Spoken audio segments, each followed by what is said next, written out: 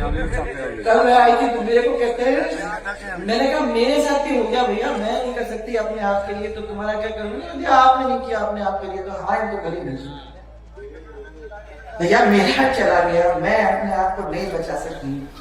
तुम कह रहे हो कि अब आपका तो ठीक है, वो आप हमें बचा लीजिए, फिर कैसे बचाऊंगा। राजस्थान की पूर्व मुख्यमंत्री वसुंधरा राजे ने अपने उस बयान पर सफाई दी है जिसने सूबे के सियासी गलियारों में हलचल मचा दी थी।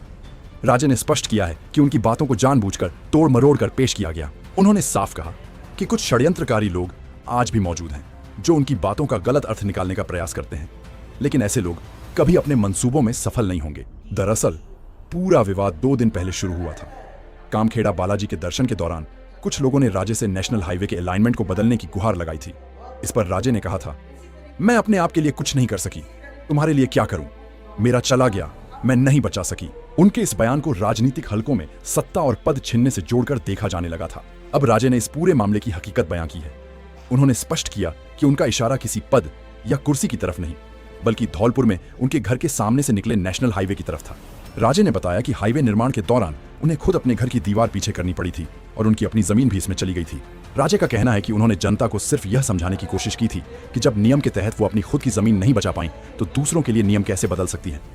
पूर्व सीएम ने 2 टूक शब्दों में कहा कि यह जनता के साथ महज एक सीधा संवाद था जिसमें पद या सियासत को लेकर कोई चर्चा नहीं हुई थी। अभी तो मैं कामखेड़ा बालाजी के दर्शन करने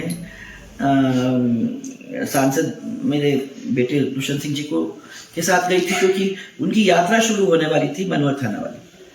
तो उस अवसर पर मैंने एक छोटी सी पब्लिक मीटिंग हम लोगों की होती है, जब भी वो रवाना होते हैं तो हम फ्लैग ऑफ कर देते हैं उनको। तो उसमें मैंने कुछ बोला और वो बात मैंने बिल्कुल आउट ऑफ कॉन्टेक्स्ट सब ली गई है। इशू था 4 लेन हाईवे का। मेरे पास कुछ लोग आए कि 4 लेन हाईवे बन रहा है और उसका बाईपास हमारे यहाँ से निकल रहा है, तो वो क्या है कि हमारे जमीन के अंदर से निकल रहा है कि आप इसकी अलाइनमेंट को बदल सकते हो, प्लीज आप बदलवाओ। मैं उनको समझाने की कोशिश कर रही थी कि धौलपुर में मेरे घर के सामने नेशनल हाईवे निकली है और जब मुड्डियाँ गड़ जाती हैं और नेशनल हाईवे का काम कंप्लीट हो जाता है तो नियमानुसार हम लोगों को काम करना ही पड़ता है। मुझे भी अपने दीवार को पीछे करना पड़ा, मेरी जमीन भी गई। तो मैंने उनको ये कहा कि जब मैं अपने घर पे अपने घर की जमीन को उसमें नहीं रोक लगा सकी तो मैं आपको कैसे आपको मतलब मदद कर सकूंगी। मैं ये उनको समझाने की कोशिश कर रही थी कि ये अब हो गया है काम और नेशनल हाईवे यहाँ से निकलेगा।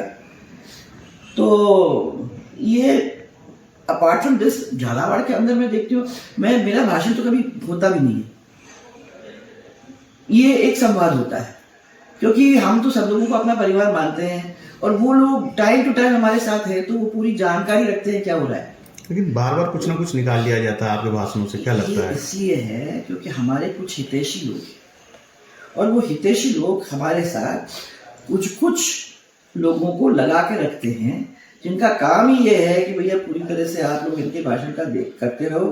क्या मालूम कहाँ अपने को कोई ऐसी लाइन मिल जाए जिसको तोड़ फोड़ करके हम मैंने अलग अर्थ उसका निकले, ऐसा कोई रील या कोई बात निकालने का काम कर सकें।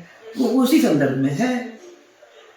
ये षड्यंत्रकारी लोग हैं, पहले भी किए हैं, आज भी किए हैं, इतने सालों तक कुछ नहीं कर पाए और भगवान की दया से और आशीर्वाद से और लोगों के प्यार से मुझे नहीं लगता कि ये कभी आगे भी सक्सेसफुल होंगे। परंतु मैंने ये सोचा कि किसी को गलतफहमी न हो, उस गलतफहमी को दूर करने के लिए मैंने इस चीज को आपसे क्लैरिफाई किया है। तो कोई किसी के माइंड में नहीं होना चाहिए पद की बात ही नहीं हुई।